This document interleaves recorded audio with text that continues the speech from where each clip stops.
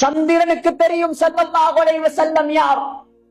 சந்திரன் மக்காவுக்கு ஹஜ்ஜிக்கு உம்ராவுக்கு போனவங்க பார்த்திருப்பீங்க. முதலாம் நம்பர் கேட்டுக்கு பக்கத்துல மன்னருடைய பேலஸ் இருக்குது.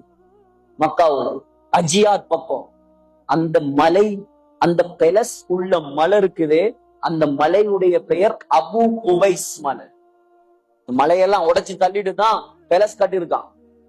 அந்த அபு குவைஸ் மலைக்கு பக்கத்தில் ஸல்லல்லாஹு அலைஹி வஸல்லம் ஒரு நாள் உட்கார்ந்து இருந்த நேரம் தான் மக்கத்து காபிர்கள் எல்லாம் வந்து சொன்னாங்க, யா முஹம்மத், ஏ முஹம்மதே ஸல்லல்லாஹு அலைஹி வஸல்லம், நீங்க உண்மையான நபியாக இருந்தால் இந்த சந்திரனை நீங்க ரெண்டா பொளந்து காட்டும். சந்திரனை ரெண்டா பொளந்து காட்டும், அப்பதான் நாங்க நம்புவோம். கையை நீட்டினார் ஸல்லல்லாஹு அலைஹி வஸல்லம். அல்லாஹ் சொல்கிறான், இக்தரபத்திஸ் ஸாஅத்து வன்ஷக்கல் கமர்.